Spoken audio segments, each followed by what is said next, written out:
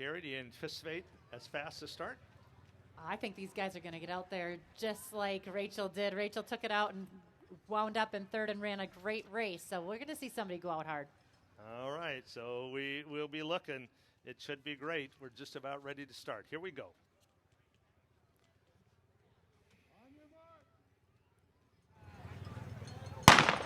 Here we go, the 2023 Foot Locker Boys National Championship. We don't have one leader, we got 10 leaders. Well, it is already different. But, you know, I think that a lot of the guys are looking around at each other. We've heard that time and time again. There's quite a few guys that are back from last year that are hungry and want to be the one to cross the tape first. Our top returner, Cameron Todd, he is up there right now. That's it. So the end of the Dog Park Loop, it is a good course. It lets people race 5, 6 across, but it doesn't race 10 or 20 across. And everybody's going to be looking for spots, trying to stay out of the dust there. Yeah, they really are. They are running in a different race already, aren't they? Yeah, so somebody will be cagey here. Somebody will make a move somewhere if before we get to the hill would be my guess. See Morgenfeld in there, Caldwell on the outside in there, but everybody in it. Through the first 400 meters, relatively conservative. We're going to be right around 65 seconds for the first 400. That's mostly a downhill 400, so that is okay. They're going out relatively well. At least it's an honest pace, but we'll see. And looks like Bergeron out of the Northeast pushing that pace. Caldwell on his shoulder. You're right, Carrie. Experience matters, doesn't it? I think experience matters in the early stages of this race. They want to make sure that they are out in front or out in a pace that they can handle. You know, we've seen time and time again where people get excited and they don't end up well. But these athletes right now have seen the course. They've talked. So many of the athletes have told us, Tim, that they've watched the old races, that they've talked to the people that have been here. They really do their research. And Bergeron 15th in this race last year. Pretty comfortable pace, though. We're coming up. Just to give you an idea, we talked so much about Carrie's great race, Beloga's race last year. So Mathiasen, he led that pack through last year, too. They were right around 216 at the 800. And it's spreading out a little bit here. Get a little antsy at times when you're running. You know, like I said, you're not used to feeling people around you, hearing so many people breathing around you. And when you're coming from being somebody that's undefeated in your state time and time again, it's hard to do that. Mentally, it's hard to be able to wonder if you're feeling okay because everyone around you is there, maybe not breathing quite as heavy as you hear yourself breathing. So we're looking at Eckerman right now, right up front. At 217, that's actually right around what Matthias was, a little bit faster than Todd and Pajak were last year at that. Gavanis right up in there, Caldwell, Griffith, Bergeron, Hillhouse, Nance, putting everybody in it. All those boys. So we've got 17 boys within 2 seconds of each other through that first half. So an honest 217, an honest pace. Here they come, everybody in it. Eckerman from the Webb School in Tennessee. See Pajak moving up well, trying to get in position here. So you don't want to be out of it. Here, you've run this course there. There's a lot of turns on that lower part here into that pond area. You can get left behind if you're not careful. Yeah, you have to think about the tangents and where you are. In a big pack like this, you have to kind of think about, how do I get out of trouble if I want to? How do I get up on Eckerman's shoulder right now when I'm in 15th, 20th place? You know, some of these athletes do not like to be back in the pack. They get a little antsy. You have to be able to calm yourself in order to get the best out of yourself. So, yeah, this is strategic. This is important for them to keep their eyes up, stay calm, and figure out where they want to be. Well, if this was his plan or not, he is committed to it now. He is our leader, and that's only about a 5 to 8 meter lead over the pack, and everybody's still in the pack.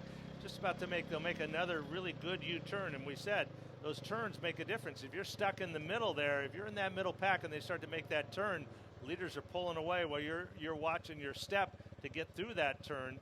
Now it's pretty much of a straight shot to the hill, and we'll get a mile time at the hill. Well, that record from Ruben Reyna has stood since 1985. 4:41 is what he went through the first mile, and it's always fun just to remind you of that pace. His finishing time, 14:36.8. What a great race that was. A lot of people, that and Melody Fairchild's race maybe the two best cross country races high school runners have ever accomplished. You see that lead shorten it up a little bit. We're just about to cross the road. This is a little bit of an uphill grade on the grass. As we mentioned, there are no flat parts. It's either up or down, it's rolling hills, or as we get now, a big hill. Looks like about 443 there at the mile. It's going to be, we'll get the split officially here, hopefully in a second. But here we go, up the hill. Very steep this first part, very steep. Cole Mathieson talked about that, shortening his stride, really being choppy up this hill. That's what you have to do. It is a long, steep hill. It's not short and quick. It's long and steep, so you do have to adjust to it. You can't fake it up on this hill. You got to conserve energy, to grind your arms, use them, shorten those strides up, and get up this hill. But right here is where you sort of stride out. You're still climbing, so lengthen that stride, really work this upper part, and then let it rip on the way down. All right, looks like Gavenas has led that group up there. Westfall, the Midwest Regional Champion, Hillhouse in there, Bergeron up in there, Stewart's, Griffith, Pajak, all very close. Basically, everybody in the race was under 449 at the mile, so that's pretty good. Everybody right in it. So the first hill, no one has decided that this is the time. So everybody across the top, that's as good a group as we've seen in years, Gary, across the top. A little bit conservative, but an honest pace. So it's not like anybody's just sitting back and going, this is easy, I'll just cruise for a while. Now, two of the guys, Drew Griffith, Ryan Pajak, from the same state, won their individual championships, went to regionals, sort of flip-flopped how they raced last year, and now back in it. Oftentimes you wonder if they are working together in this first lap, keeping their eyes on each other, because they know they're solid, they know they're good, they can work together. And here we go, coming down the hill. Yeah, that hill, first time is a good preview if there's second time. It's like Reed Brown did when he came out of Texas that year. Made up a lot of ground first time and then blew everybody away the second time to win the national champion. That looks like Ty Stewart's, the junior out of West Virginia, looked very good on that downhill. Look at that. That's a considerable amount made up in just a quarter mile there. So he is now the rabbit out front, and here comes the pack, and it's a huge pack still. They'll come by there about still 300 meters before we get to the halfway point. Well, Ty Stewart has been up front in Virginia. He won 6 in a row there. He's a 2-time state cross-country champion.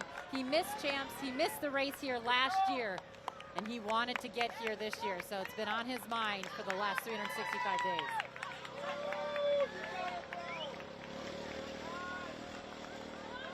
Now he looks around a bit. He goes, now here he goes across the road. He's going to come up to the halfway point. Stewart's in there. Westfall coming up. Cameron Todd. Talk about experience. He's coming up right there. They go by the halfway. This is Stewart's. Todd and Gavenas. Everybody. Nance, Griffith, Pajak, Bergeron, Eckerman, Marshall, Kuhn, our Florida South champion. They're all right in it there. So all the regional winners. They always say that of the 43 times we've run it in the past, 35 times it has been a senior and it has been a regional champion, and our senior regional champions are up there. So we got some experienced boys counting their spots right now. But Stewart's is our leader here, heading down into the Dog Park Loop. Let's hope he doesn't turn around, because there's a lot of friends following. Well, Stewart's looks good. I mean, he doesn't look like he's pushing. He did take that little turn, look back when he crossed the road there. He's obviously running within himself, but yes, he does have a strong pack behind him, and that is a little bit nerve-wracking.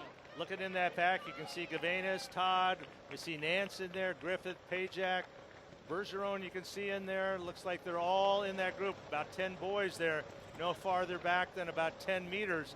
So this is the last good little downhill before we go all the way up to the steep hill.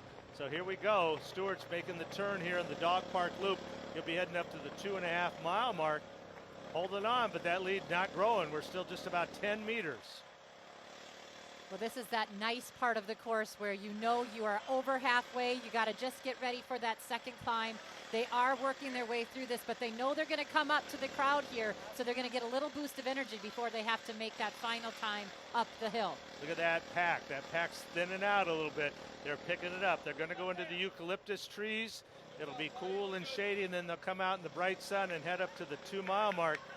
But at some point, you got to start saying to yourself, you can't let anybody go. Tim, this is where those turns really start to matter. As an athlete, you have to work those turns. You want to sort of hide, get away from people, get a little bit of distance every time you make a turn. And that's what's going to happen here on this part of the course. There he is coming out of the eucalyptus trees, heading up to the 2 mile. Stewart still our leader. Stewart, and also moving up in that group. You can see there's a lot of boys in there. It looks like Provenzano up in there also now. Gavena still hanging tough right in there. But it's a big group. They come by the 2 mile now. Right at 9:47 at 2 miles, 9:47. That's a pretty healthy pace there. We're running pretty well. It's right what Cameron Todd was last year, and he had that great last mile. So you got Stewart, there's Gavenas, Marshall in there, Bergeron, Griffith, Todd, Nance, Pajek, all within a couple seconds of each other. Anderson now, Benji Anderson of the Midwest. He moved up 5 spots there between mile 1 and the halfway point of the 2 mile. Eckerman still in the top 10. Kuhn in there, all within a couple seconds. Here they come, Stewart's by, and here comes the group. 2, 3, 4, 5, 6, 7, 8, 9, 10, 11, 12, 13. 13 boys essentially still in it. Well, Braden Marshall was here last year, 23rd in 2022. He knows this course. He knows what he's been dreaming about. Going past right here, all of you in the crowd. Let's hear it, make some noise. Oh, I think the hill is going to live up to its name as a major player in this race. Gavenas moving, looks like Marshall moving well too now. All of the threshold workouts, the thousands, the mile repeats, the hill repeats, all of it is so important right now. Marshall and Bergeron, Gavenas in there. Still got a good group. Look at that. 2, 4, 6, 7, 8. A little bit of separation there. That's the top 9 with Stewart's out front and 8 guys in that group chasing him, and we're heading to the hill for the second time.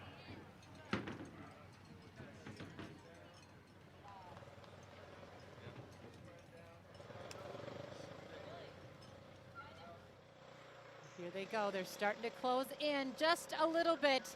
And this is the time they need to start using that energy right now. It's hard to make moves on that hill.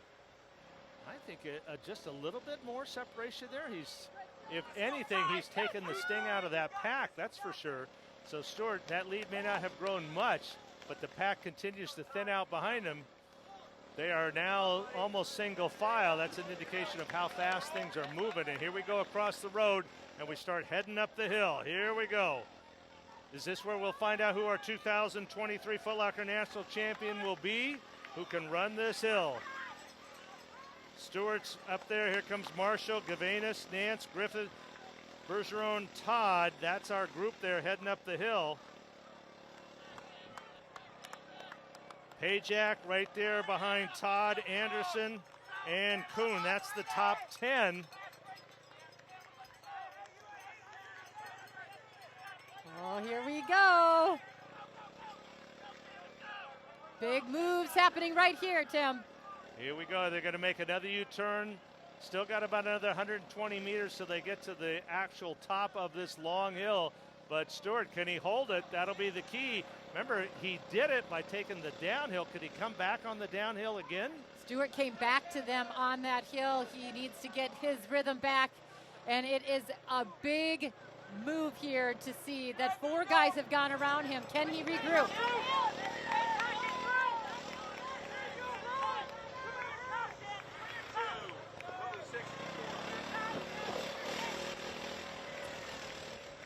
All right, here we go. Drew Griffith now moving on the downhill.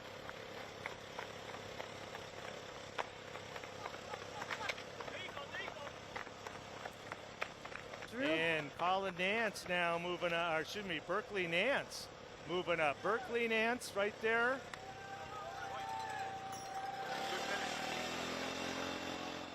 Griffith and Nance, that's our 2 now coming off the hill. It's not over yet. It could be somebody else, but Griffith and Nance have decided this is the time. They're going to go all out here. This is just about 500 meters to go into the race. Can they hold it? Can somebody else come back on it?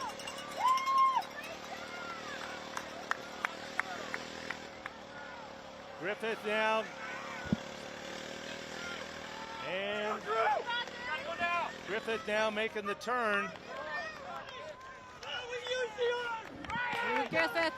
He came here last year. He was 8th. He wanted to come back and be better than that. He said he needed to maintain his position to work up the uphill. Well, he didn't maintain. He definitely went into the lead, and he came down this hill with a vengeance. Here we go, everybody. Here he comes on his way. Drew Griffith, Pajak trying to close. Ryan Pajak has made up a lot of room. Drew Griffith, though, over the top can see the finish. Pajak closing. Drew Griffith, though, that move on the uphill, taking the lead. He is going to be the Foot Locker national champion. Drew Griffith, great finish from Ryan Pajak. Oh my, what a finish over that last half mile there for Pajak. 15:06 is that winning time. Pajak second. Gavinas in it the whole way, gets third. Nance holds on to fourth. Marshall fifth.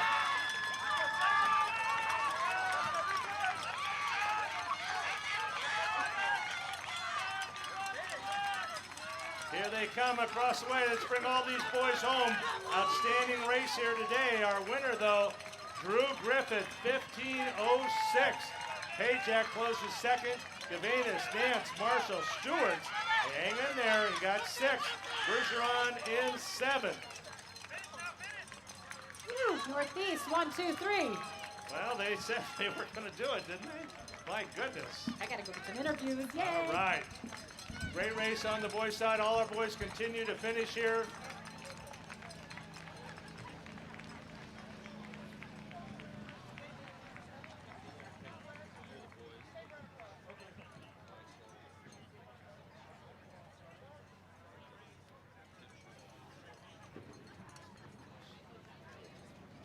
Drew Griffith's official winning time, 15:06. Pajak second at 15:12. Gavinas third at 15:16. Nance fourth at 15:17. Braden Marshall in fifth at 15:18. Stewart's sixth at 15:21. Bergeron seventh, 15:25. Cameron Todd eighth, 15:30. Benji Anderson ninth at 15:32. Juan Gonzalez at 15:32 in 10th. Then Liebert in 11th, Eckerman in 12th, Blumker 13th, Provenzano 14th, Kuhn 15th here. And right now you got to wait for everybody to finish. We'll have to see what the sixth place tiebreaker is. Looks like the South and the Northeast both at 38 points. So we'll start looking for who that officially is the sixth place finisher. For the South, it looks to be Kuhn will be their sixth man today at 15th place. And the Northeast, it looks like, this is my unofficial count, I got the South winning on the sixth man tiebreaker there, but we are not the officials yet, so we will wait to see. So, Billy Griffith, that was a pretty good effort there, pretty well-timed effort there. Pajak just looked like if it not stayed a little closer, he might have had a shot at it, but you got to give it up for Griffith. What a great race, huh? Yeah, it was awesome, and he's been here before. He knew how to sit, not go out after it. You got to respect Ty Stewart's, though. Yeah. All right, well, let's hear it from the man himself. Kerry? All right, Drew. Pretty exciting day. Yep, I'm just super pumped to be able to come through and pull off a race like that. It's just a blessing. Talk about your race a little bit, because we really saw you make that huge move on the hill. Yeah, I mean, I knew coming into this race that I was stronger on the hills than a lot of these guys, and I just stuck to that. And leading up to this race, I just told myself I can win this. And just even through the race, I said, just stay in there and you can do it. 8th last year. What have you been thinking about for the last year? I mean, mainly it's just this meet. Got through the regional pretty smoothly and came here and just wanted to show off. What was it like having your future teammate and also a guy you've run against so often being in second there? Yeah, it's amazing. I mean, I'm going to go hang out with him for the rest of the night, and it's going to be a blast. Congratulations, our national champion, Drew Griffith. That's interesting. That race last week in that regional, so Pajak pulled away at the end, so Griffith knew he was going to be coming there. But he got himself such a lead that it was not enough for a paycheck to make up. So pretty good race. Yeah, and I was actually just talking to his girlfriend who just ran the girls' race, Logan St. John Clitter, and she said it was actually nice that he didn't win because he didn't have the pressure. Sometimes when you're the regional champ, you have pressure on you to succeed and to be the best and to win. And, you know, he kind of snuck in. Yes, he's been here before, but he didn't have that pressure of being the top dog this year from his conference. Like the perfect combination. Now, I got the experience, kind of hanging back there. But that was an interesting. Carrie, looks like we're ready for our number 2. All right, Carrie. All right, Ryan, we are on. So pretty awesome day out there. Yeah, it was really fun, and just so many groups of guys. I mean, I haven't been that through all the year, but it was a good race. We were wondering if you and Drew were thinking about each other out there. Were you working off each other? Oh yeah, we were definitely working off each other the first 1.5, and then he got a little bit up towards the second mile, and then. How important is it, do you think, that you were able to see this course last year, run it so well, and come back and do such great things today? Oh yeah, it's definitely the experience from last year is a big help to my advantage, and I just want to mimic what I did last year, so it was good. Well, congratulations. Good job. Thank you. Back to you guys. All right, well, we'll get an interview with our third-place finisher in just a second, but we certainly want to invite all you folks here at Morley Field, and what a great day. Spend a little more time with us. We're going to have our award ceremony where all of our 80 athletes will be honored. They'll get their All-American patches, and then we'll have our All-American first team, second team, and third team, and our champions crown. That'll be right there in the middle of the field, right there as the crest goes over. So please stay with us and join us. Billy, if you had to pick a day and you said, all right, let me have it like this has been pretty good. Oh, it's been perfect. It's been perfect. For me, I'm coming from Erie, Pennsylvania, so I'm a Northeast guy. We have snow, you know. Some of the guys are like, it's a little hot right now, but for me, this is perfect weather for running, ripping a good race. Sun's out, family's here. Can't be a better day. All right, we got the junior, the pre-2024 favorite. Right now, we're putting it on the line. Carrie? Tam, you ran great today. Talk about your race. Yeah, 44 is my lucky number. So I came out here, I ran my best, and I dedicate this run to Coach Mark Barno and Coach Raleigh, Coach Richie, and my mom. What does it mean to be a part of this Foot Locker family? It feels amazing.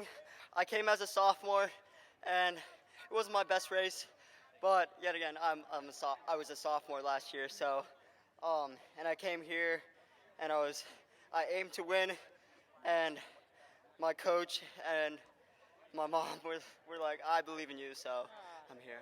So now what? Are you starting to think already for next year? Yeah, I'm a junior, so I hope at senior year I'm going to give it all. All right, Tam, congratulations. Way to go. Thank you.